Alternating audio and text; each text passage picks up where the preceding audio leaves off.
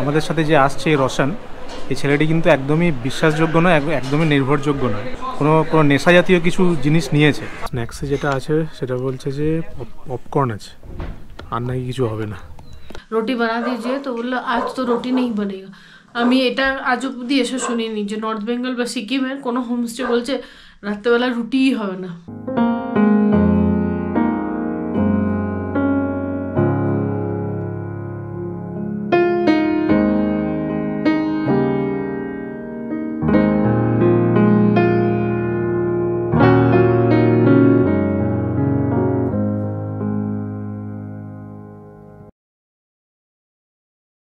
Good morning.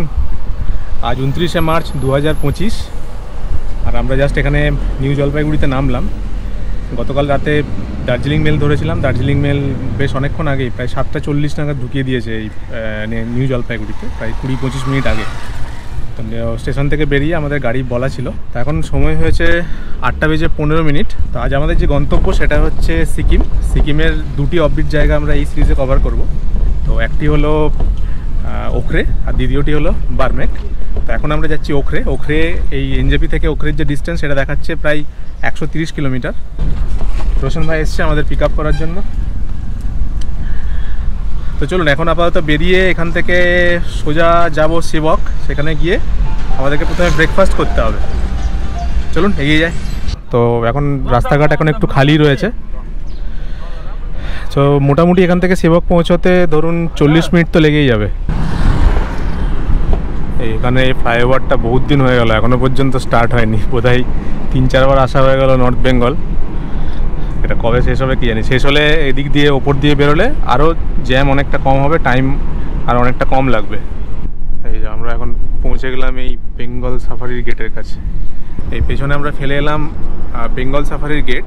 North বেঙ্গলে যখন আসবেন তখন যাওয়ার পথে বা ফেরার পথে আপনারা এই ওয়াইল্ড লাইফ স্যাংচুয়ারি যেটা এই যে সাফারি যেটা, এই সাফারিটা কিন্তু আপনারা করতে পারেন। মোটামুটি ফেরার সময় হাতে ঘন্টা 2-3 টাইম নিয়ে এলে এটা আপনারা করে নিতে পারবেন। আমরা এখন এই যে এই জায়গাটার মধ্যে দিয়ে যাচ্ছি, এটা হচ্ছে মহানন্দা ওয়াইল্ড লাইফ স্যাংচুয়ারির অন্তর্গত। এই নর্থ বেঙ্গল যাওয়ার সময় শিলিগুড়ি শহর থেকে বেরোনোর পর এই যে মহানন্দা ওয়াইল্ড লাইফ স্যাংচুয়ারি, এটা এতটাই সুন্দর। মানে গাছগুলো দেখুন, এত বড় বড় গাছ, দুদিকে বড় বড় সেগুন গাছও দেখতে পাবেন আপনি এখানে। অসাধারণ, এই পুরো রাস্তাটা কিন্তু অসাধারণ। শীতকালে তো সব পাতা ঝরে গেছে এখানে, এখন আবার নতুন পাতা আসছে বসন্তে। তো অসাধারণ লাগছে, দারুণ। এই জায়গাটা যেন কখনো পুরনো হয় না। এই জায়গাটা দিয়ে যখন আপনি যাবেন তখন সবসময় যেন মনে হয় যে জায়গাটা নতুন এবং একটা অন্যই একটা অনুভূতি হয়।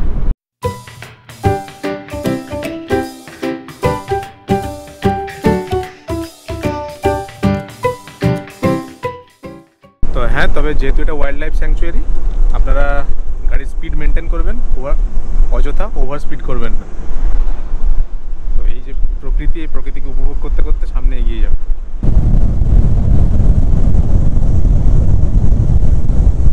তো এখন ঘড়িতে সময় হয়েছে 8:55। আমরা শুরু করেছিলাম ওই মোটামুটি ধরুন 8:15-20 নাগাদ, 40 মিনিটের মতো লাগলো এই সেবক আসতে। তো এখানে আমরা নেমে এখন ব্রেকফাস্ট করব।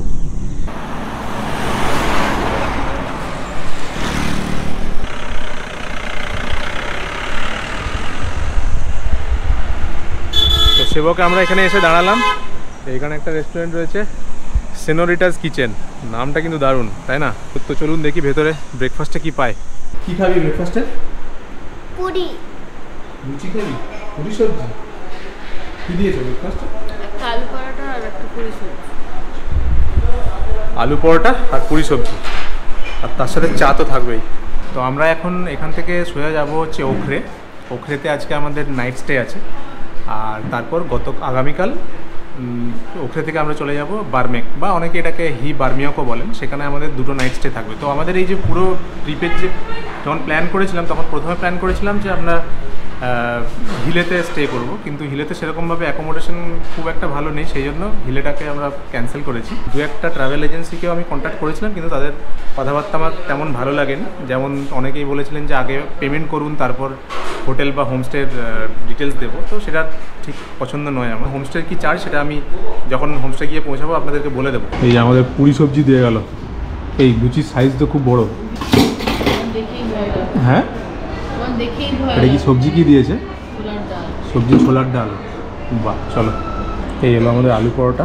এখানে যে এই যে লুচিটা খেলাম, লুচিটা মোটামুটি, খুব একটা যে ভালো সেটা বলবো না, আর সবজিটা কিন্তু আমার একদম ভালো লাগে না। তো ব্রেকফাস্ট খুব যে ভালো সেটা বলবো না এই হোটেলে। ঠিক আছে, আপাতত পেট ভরানোর জন্য তো খেতে হবে। ম্যাগিটা বেটার, তাই না? ম্যাগিটাই ভালো, খুবই ভালো। এই পুরি আর হচ্ছে এই আলু পরোটা এটা কিন্তু অতটা ভালো লাগলো না, ম্যাগিটা বেটার। ম্যাগি নিলেই ভালো হতো মনে হচ্ছে 3টে।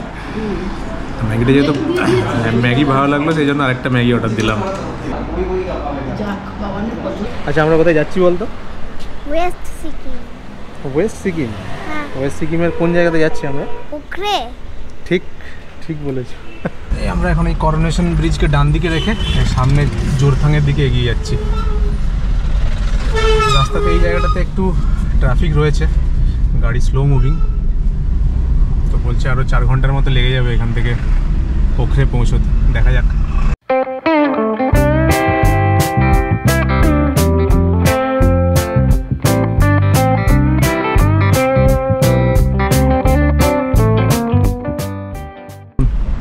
কিভাবে ল্যান্ডস্লাইড হয়েছে ওপরে।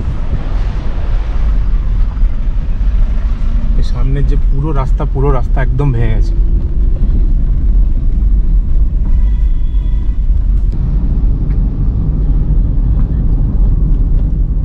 আমাদের ডান দিকে এখন রয়েছে তিস্তা রিভার। আমরা একদম রিভার বেডের কাছাকাছি চলে এসেছি। এখান থেকে আবার আমরা বাঁদিকে বেঁকে একটু উপরে দিয়ে উঠে যাব। ওই সামনে দেখুন, ওখানে একটা টানেল দেখতে পাচ্ছেন, ওটা হচ্ছে ওই ট্রেনের যে ট্রেনের লাইন তৈরি হচ্ছে, এটা হচ্ছে সেই টানেল যেটা রংপুর পর্যন্ত যাবে। দেখা যাক এই ট্রেনের লাইন কবে তৈরি হয়।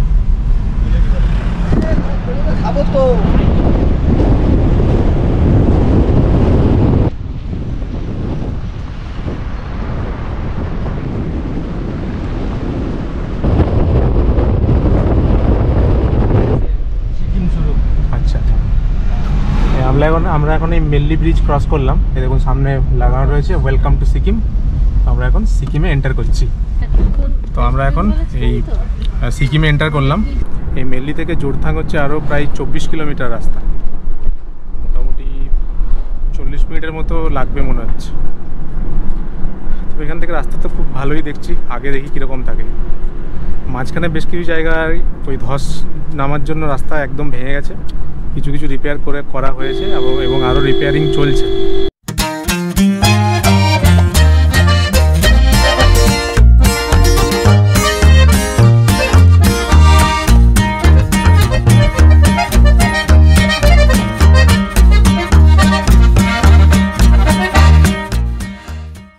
সামনের রাস্তাটা কিন্তু দুর্দান্ত।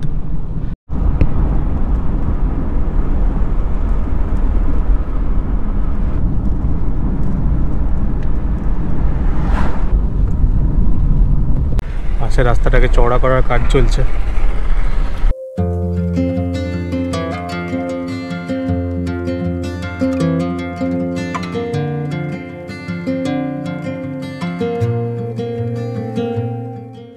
এখন সময় হয়েছে দুপুর 12টা, আর আমরা এখন এসে পৌঁছালাম হচ্ছে জোরথাং। তো এটা হচ্ছে জোরথাং বাজার। ওই এনজেপি থেকে এই ওখরে আসার সময় যদি আপনারা শেয়ার গাড়িতে আসেন, তাহলে শেয়ার গাড়ি কিন্তু এই জোরথাং পর্যন্ত আসবে। এই জোরথাংয়েও ট্যাক্সি স্ট্যান্ড আছে, সেই ট্যাক্সি স্ট্যান্ড থেকে আপনারা আবার শেয়ার গাড়ি নিয়ে ওখরে পর্যন্ত যেতে পারেন। জায়গার বাজারটা কিন্তু বেশ বড়, তাই না? কিন্তু ভালো গরম, মানে ঠান্ডার কোনো ইয়েই নেই। না, এখানেও এক ফোঁটাও ঠান্ডা নেই এখানে। এখানে কিন্তু বেশ গরম লাগছে এখন। আমার এই জায়গাটা কেমন একটা চেনা চেনা লাগছে। মানালির ম্যালের আমরা যেখানে ভেতর দিয়ে ছিলাম না, ওই জায়গাটা অনেকটা এরকম ছিল। অ্যাকচুয়ালি এই জোরথাংয়ে কিন্তু আমাদের দাঁড়ানোর কোনো প্ল্যান ছিল না, কিন্তু একটা ব্যাপার বলি, সেটা হচ্ছে যে সেবক থেকে আমরা যখন ব্রেকফাস্ট করে উঠলাম, তারপর থেকে না আমার একটু সন্দেহ লাগছিলো আমাদের এই ড্রাইভারকে। তো এই যে আমাদের সাথে যে আসছে এই রোশন, এই ছেলেটি কিন্তু একদমই বিশ্বাসযোগ্য নয়, একদমই নির্ভরযোগ্য নয়। তো যেটা আমার মনে হয়েছে, ও সম্ভবত কোনো নেশা জাতীয় কিছু জিনিস নিয়েছে। ও যেরকমভাবে গাড়ি চালাচ্ছে, একদম 100% শিওর যে ও নেশা জাতীয় কিছু জিনিসপত্র নিয়েছে আবার। এবং সবথেকে বড় কথা, আমরা কোথায় যাব সেটাই ভুলে গেছি। হ্যাঁ, ও কোথায় যাব আমি যাচ্ছি ওখরে। ও আমাকে বারবার জিজ্ঞেস করছে যে তাহলে গ্যাংটকে সাইট সিইং কখন করবে, এসব জিজ্ঞেস করছে আমাকে। প্লাস ব্রেকফাস্ট করে যখন উঠলাম আধ ঘন্টা পরে আবার জিজ্ঞেস করছে যে ব্রেকফাস্ট করনা হ্যাঁ। তো সেখান থেকেই জড়িয়ে যাচ্ছে। তো আমার তখন থেকে ভয় লাগছিল। যাই হোক, আমি তারপর হোমস্টেতে ফোন করলাম। হোমস্টেতে ফোন করে উনি বললেন ঠিক আছে আপনি জোরথাং পর্যন্ত আস্তে আস্তে আসুন। যদিও সেটাও রিস্কি ছিল, কিন্তু কিছু করার ছিল না আমাদের কাছে, আর অপশন ছিল না। তাই জোরথাঙে এলাম। জোরথাঙে এসে উনি ড্রাইভার চেঞ্জ করবেন বললেন, আবার অন্য যে ড্রাইভার আসবে সেই ড্রাইভার নিয়ে আমরা এখান থেকে ওখরে যাব। এই জিনিসগুলোই হচ্ছে খুব ব্যাপার। তো বুঝতে পারবেন না আপনি যে ড্রাইভার যে যাচ্ছে আপনার সাথে। তো এই ধরনের তো কখনো হয়নি আগে। এই পাহাড়ে অনেকবার এসেছি, কিন্তু এই ধরনের অভিজ্ঞতা কখনো হয়নি। তো এই প্রথমবার এরকম অভিজ্ঞতা হলো। তো যাই হোক, পরের বার থেকে আরও কিছু কোয়ারি আমাকে আরও ভালোভাবে করতে হবে। এবং আপনারাও এই সব জিনিসগুলোকে একটু মাথায় রাখবেন। হোমস্টে থেকে যখন গাড়ি নেবেন তখন কে ড্রাইভার যাচ্ছে না যাচ্ছে সেগুলো ভালোভাবে একটু ভেরিফাই করে নেবেন। তো যদিও প্ল্যানের মধ্যে এটা ছিল না, তবুও যখন দাঁড়িয়ে গেছি তো চলুন এই বাজারটাকে একটু এক্সপ্লোর করে নিই। দেখুন এখানে ফুচকা পাওয়া যাচ্ছে।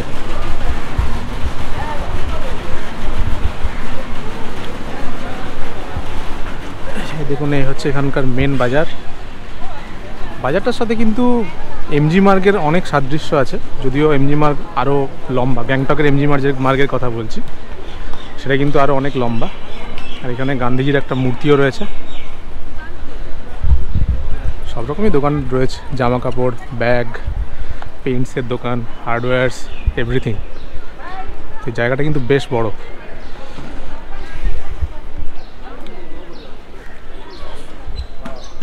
এই সামনেই রয়েছে পাহাড়, খুব সুন্দর লাগছে জায়গাটা, কিন্তু খুব সুন্দর। একটা জুস কিডিং নিলাম, আর একটা পার্পল একটা ললিপপের মতন কিডিং, আর একটা প্যান্ডা যেটা লাইট জ্বলে। তিনটে নিলে? হ্যাঁ। তো জোরথাঙে আমরা লাঞ্চ করে নিতে হবে, আমাদের কিছু করার নেই, এখন অলরেডি 1টা বেজে গেছে। তো সেই জন্য এখানে মোমো খেয়ে নিচ্ছি আপাতত। মোমো খেয়ে বেরিয়ে যাবো, তারপর ওখানে গিয়ে আবার স্ন্যাক্স করা যাবে। কারণ এখন বাজছে হচ্ছে 1টা, কি এখন 1:30 বেজে গেছে। তো এখান থেকে পৌঁছতে প্রায় 3:30 হবে। আর মাঝখানে কোথায় কি খাবার পাবো জানি না, সেই জন্য আপাতত মোমো খেয়ে নিচ্ছি এখানে। মোমো খেয়েই বেরোচ্ছি। মোমো খাবে তো? হ্যাঁ চলো স্টার্ট করো। গরম গরম মোমো এসে গেছে, স্টার্ট করো। মোমোটা দারুণ। কেমন মোমো? दीदी बहुत अच्छा है मोमो, बहुत से। চলো তুমি খাও, তুমি তো 4-5টা খেয়ে নেবে আমি জানি, শিওর। চলো। বাজারের পাশে একটা পার্ক রয়েছে, এটাকে বলছে গ্রিন পার্ক। তো আমাদের ড্রাইভার এখানে একটু লাঞ্চ করতে গেল, তো সেই জন্য আমরা এই বললো মিনিট 10-15 আপনারা এখানে ঘুরে নিতে পারেন। তো এই পার্কটাতে ঢোকার জন্য 30 টাকা করে এন্ট্রি ফি লাগে। তো এমনি ঠিক আছে, ছোটো পার্ক, ভালো, আসতে পারেন আপনারা। পেছনে দেখুন বোগেনভিলিয়া ফুল ফুটে রয়েছে এখানে, খুব সুন্দর। কি রে দেখ কি সুন্দর ফুল ফুটে রয়েছে, তাই তো? যে পুরো একদম ফুলে ভর্তি, একদম দারুণ লাগছে দেখতে। আর এইখানে একটা ফাউন্টেন রয়েছে, মনে হচ্ছে মিউজিক্যাল ফাউন্টেন। সন্ধ্যাবেলা হয়তো এখানে এই ফাউন্টেন চালানো হয়। সুন্দর, এখানে একটা বসার জায়গা রয়েছে, খুব সুন্দর তাই না জায়গাটা? এখানে জবা ফুলগুলো ফুটেছে, দেখুন কি সুন্দর দেখতে লাগছে। এদিকে দেখুন আরও বড় রয়েছে, হলুদ রঙের জবা, পুরো হলুদ জবার মাঝখানটা লাল। আর এর পাশেই রয়েছে নদী, খুব সম্ভবত এটা হচ্ছে রঙ্গিত রিভার। চলুন যাই, এই পাশ থেকে একটা খুব সুন্দর নদীর ভিউ পাওয়া যাবে।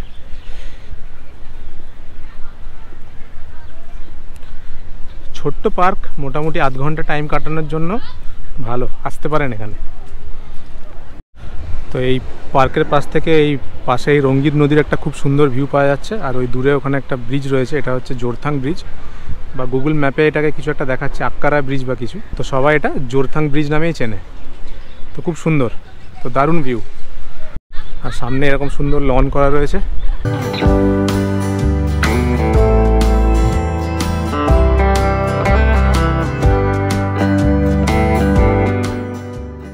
চলুন, আমরা মোটামুটি এখানে মিনিট 15 টাইম স্পেন্ড করলাম। তো এবার বেরোতে হবে আমাদের এখান থেকে। এখানে আমাদের অনেকটা টাইম নষ্ট হলো।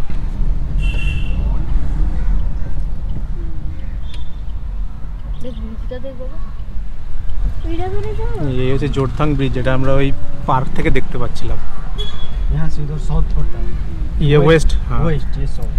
নিচে ये तो রঙ্গিত है ना, রঙ্গিত। এই ব্রিজটা ক্রস করে আমরা এতক্ষণ, জোরথাং হচ্ছে সাউথ সিকিমে পড়ে আর এই দিকটা হচ্ছে ওয়েস্ট সিকিম। এই ব্রিজটা ক্রস করে আমরা এখন ওয়েস্ট সিকিমে প্রবেশ করলাম।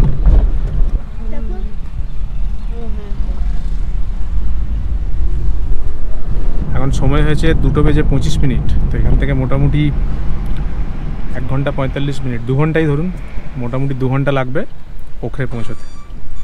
আমাদের পৌঁছতে 2:30 মোটামুটি, সরি আমাদের পৌঁছতে 4:30 से खराब है ना रास्ता। আচ্ছা, হ্যাঁ।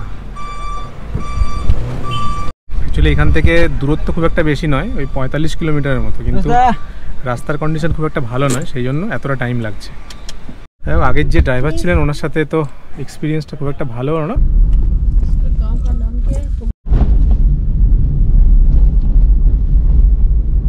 তো এখন বাজে 3:45, আমরা এসে পৌঁছলাম এখন সোমবাড়িয়া বলে একটা জায়গায়।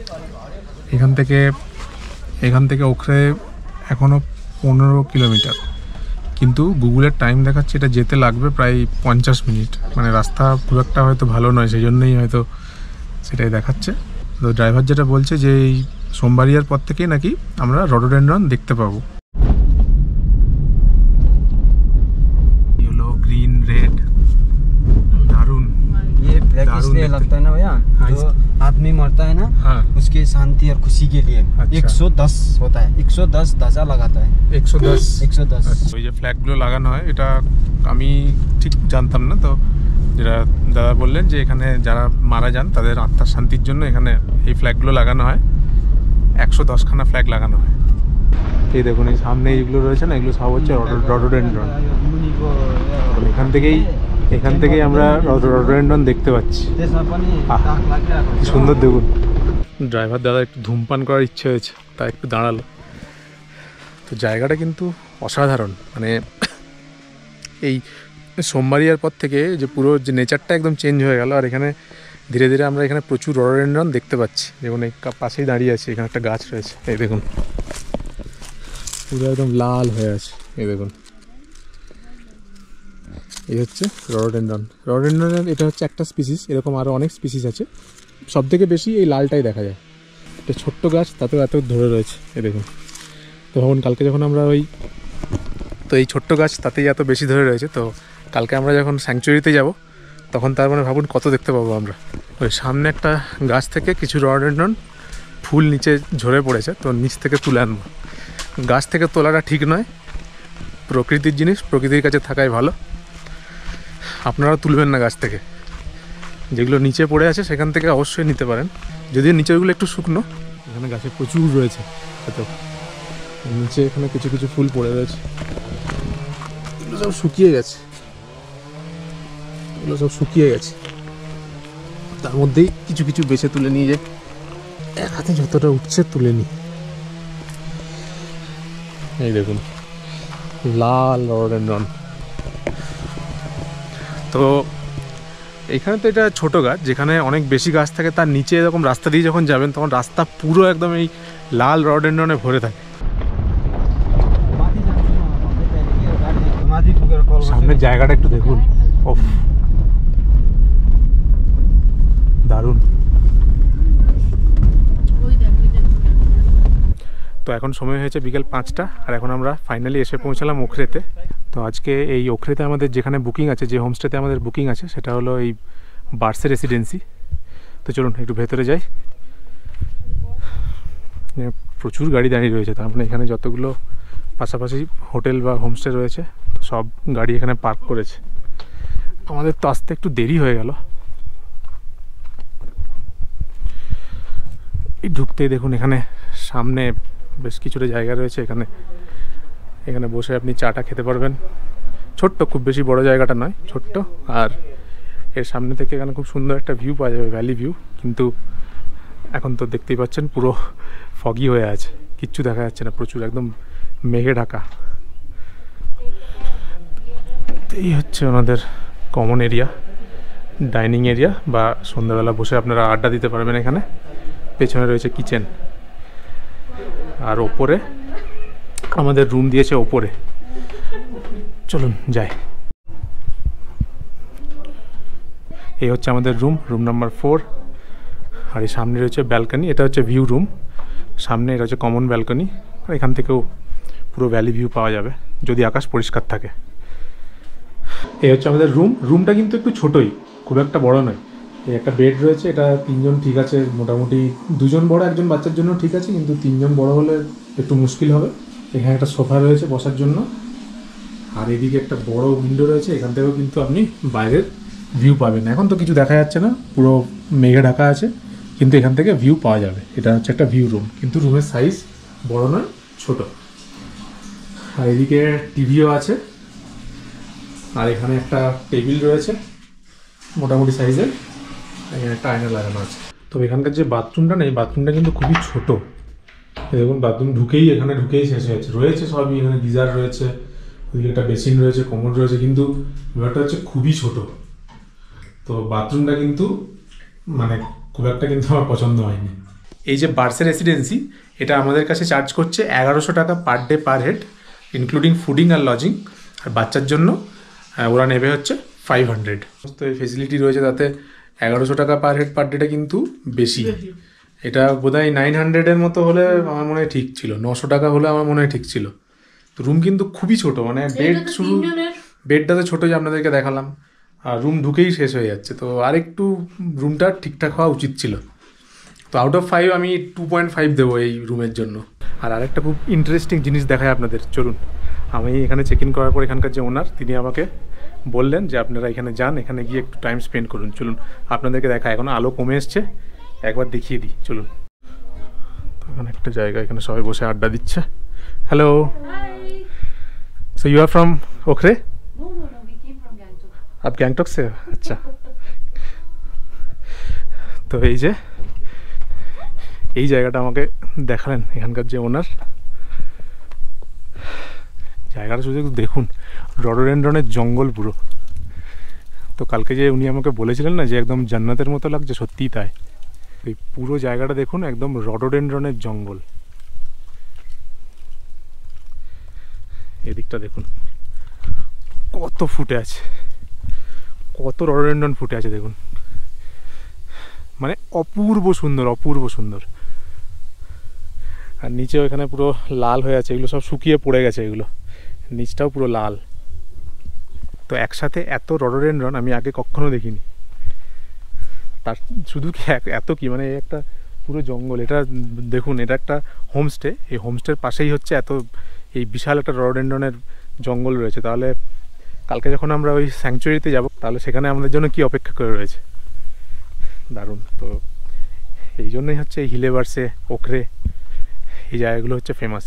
সেটা হচ্ছে রডোডেনড্রন, বা রডোডেনড্রনের আরেক নাম হচ্ছে গুরাস। তো এটা লাল, সেই জন্য এটাকে বলা হয় লালি গুরাস।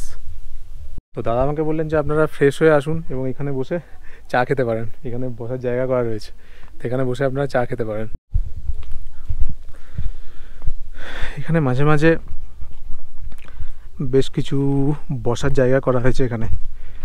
তো ভাবুন, এরকম একটা শান্ত পরিবেশে এখানে আপনি বসে থাকবেন, মানে সে এক কী শান্তি বলবো। শান্ত নিরিবিলি জায়গাতে আপনি এখানে বসে থাকবেন, আর আপনার সামনে রয়েছে রডোডেনড্রন, একটাও শব্দ নেই, ফ্যান্টাস্টিক।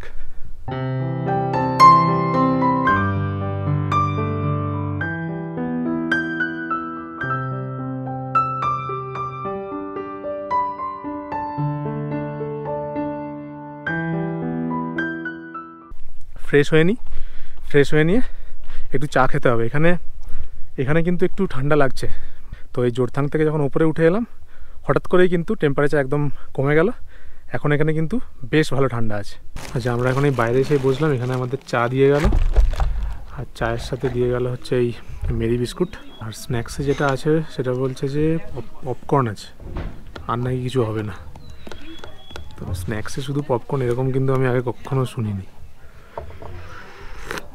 তো বললাম ভেজ পকোড়া বানিয়ে দিন, প্রথমে না করছিল, তারপর লাস্টে বললো ঠিক আছে বানিয়ে দিচ্ছি। কিন্তু খুব একটা যে মানে ফ্রেন্ডলি হোমস্টেটা সেটা আমি কিন্তু বলবো না। তো তো আমার মনে হয় দেখি, বাকি তো আজকের দিনটা রাত্রেবেলা থাকছি, কালকে সকালে ব্রেকফাস্ট করব, তো আমি আরও ডিটেলে আপনাদেরকে বলবো। তবে আমার কিন্তু মনে হচ্ছে না যে এই হোমস্টেটা খুব একটা আমাদের ভালো অভিজ্ঞতা হবে। থেকে আমরা অনেক রিমোট জায়গায় ঘুরেছি কিছুদিন আগে। হ্যাঁ, কিছুদিন আগে আমরা গেছিলাম চিসাং, সেই ভিডিও আমার কাছে আছে। সেটা হচ্ছে মানে আরও রিমোট, সেখানে পাশাপাশি কিচ্ছু ছিল না। তা সত্ত্বেও ওনারা যেরকম ফেসিলিটি দিয়েছিলেন, খাবার দাবার থেকে শুরু করে ফেসিলিটি অন্যরকম ছিল। সিকিম সম্বন্ধে বেশ কিছুদিন ধরে শুনছি, তো আমি অনেকদিন পরেই সিকিম এলাম, তো ফিল করছি কিন্তু এখানকার হোমস্টেগুলো কিন্তু ঠিকঠাক একদমই নয়। এখনও পর্যন্ত যা আমার অভিজ্ঞতা হলো তাতে আমার মনে হয় এখানে আসা উচিত নয়। আপনারা এটাকে অ্যাভয়েড করতে পারেন। আমরা বলেছিলাম বলে আমাদের এখানে এই ভেজ পকোড়া দিয়ে গেল। তো এই হচ্ছে ভেজ পকোড়ার অবস্থা, 1 প্লেট 8-10 পিস রয়েছে। এই হচ্ছে স্ন্যাক্সের অবস্থা, বুঝতে পারছেন তো? মানে খুবই ডিসঅ্যাপয়েন্টিং। আমি যখন ওকে জিজ্ঞেস করলাম যে রাতে কি খাবার হবে, তখন আমাকে বললো চাवल मिलेगा और চিকেন होगा। তো আমি বললাম যে রুটি বানা দিজিয়ে, তো বললো আজ তো রুটি নেই বনেগা। আমি এটা আজ অব্দি এসে শুনিনি যে নর্থ বেঙ্গল বা সিকিমের কোনো হোমস্টে বলছে রাত্রেবেলা রুটিই হবে না। মানে জানি না এরা ট্যুরিস্টদের সাথে এরকম বিহেভিয়ার কেন করে। তো যা শুনছিলাম সিকিমের সম্বন্ধে, এই হোমস্টেগুলোর সম্বন্ধে একদম সঠিক, এবং তার থেকেও বাজে অবস্থা আমার যা মনে হয়। তো আপনারা সিকিমে এলে যেখানে বা যাবেন, ভালোভাবে খোঁজখবর নিয়ে হোমস্টে চুজ করবেন। তাহলে হোমস্টে রাত্রিবেলা বলছে রুটি দেবো না, মানে এ প্যাথেটিক। এদের কিছু মানে সব কিছুই তো রয়েছে এখানে। এটা এমন কিছু রিমোট যে বিশাল কিছু জায়গা সেটাও নয়, সব কিছু এখানে আছে, তবুও এরা করছে না, মানে বদমাইশি করছে। যেটুকু দেখলাম এর থেকে আর ভালো কিছু হবে বলে মনেও হয় না। তো আমার জন্য এটা হচ্ছে একটা বিগ নো এই হোমস্টেটা। ডিনার এখানে রয়েছে রাইস, এদিকে রয়েছে আলু ভাজা, ডাল, এইটা রয়েছে ফুলকপি ভাজা, এদিকে রয়েছে ডাল, এটাতে রয়েছে চিকেন। এখন 9টা বাজে, আমরা ডিনার করে এলাম। ডিনার কিন্তু ভালোই ছিল, যদিও রুটি বলেছিল পাওয়া যাবে না, কিন্তু তার বদলে ভাত ছিল, ডাল ছিল, চিকেনটাও কিন্তু বেশ ভালো বানিয়েছিল। পরে আমরা আবার একটু চিকেন চেয়েছিলাম, তখনও কিন্তু দিয়েছিল। হ্যাঁ, প্রথমে হচ্ছে 4 পিস না 5 পিস চিকেন, 6 পিস চিকেন দিয়েছিল বোধহয় 3 জনের জন্য। মানে আমি জানি না খাবারের মধ্যে এতটা কার্পণ্য কেন করছে, আমি জানি না। তারপর জিজ্ঞেসও করেনি যে নেবেন কি না নেবেন। না, প্রথমে চিকেন 4 পিস দিয়েছিল, ঠিক আছে, 4 পিস থেকে 5 পিস দিয়েছিল। সেটা 3 জনের জন্য কোনোদিনই সাফিসিয়েন্ট নয়, এবং পিসগুলো প্রমিনেন্ট বড় ছিল না। তারপরে আমরা তারপরে আরও 2-3 পিস দিয়েছিল, কিন্তু কেউ অ্যাটেন্ডই করতে আসছে না যে জিজ্ঞেস করবে যে ভাত নেবেন কি, ডাল লাগবে কি না, চিকেন দেবো কি না, কেউ নেই। ওই খাবার দিয়ে চলে গেল, এবার খেয়ে নিন ব্যাস। যাই না, মানে এই যে হোমস্টেটার মানে আতিথেয়তা কিন্তু একদমই ভালো নয়। ওখরেতে যখন আসবেন তখন এই হোমস্টেটা কিন্তু অ্যাভয়েড করাই ভালো। বা যদি এখানে থাকেন, তো এদের যে রেট 1100 টাকা পার ডে পার হেড বলছে, সেটা কিন্তু কোনোভাবেই জাস্টিফাইড নয়। এটাকে আপনারা অনেক কম, এটা 800 টাকাতে হওয়া উচিত আমার যেটা মনে হয়। যেরকম ওনাদের বিহেভিয়ার, যেরকমভাবে যা খাওয়া দাওয়া যা হয় বা রুম যেরকম, তাতে 800 টাকা থেকে 900 টাকার বেশি কোনোভাবেই এটা হওয়া সম্ভব নয়। এমনকি কি বলবো, এই রুমের যে তালা লকও হচ্ছে না, মানে আর কি বলবো। তো যাই হোক, আজকে আমাদের দিনটা কিন্তু ভালো হয়নি। তো সিকিমের এটা একটা কি বলবো তিক্ত অভিজ্ঞতাই বলি আজকের দিনটাকে। সেই শুরুর থেকে ড্রাইভার কেলেঙ্কারি, তারপর থেকে এই হোমস্টেতে এসে যে এরকম বিহেভিয়ার। তো যাই হোক, এটা একটা তিক্ত অভিজ্ঞতা হয়ে থাকলো। সবই আপনাদের সাথে শেয়ার করলাম, যা ঘটলো আমার সাথে সেটাই শেয়ার করেছি আপনাদের সাথে।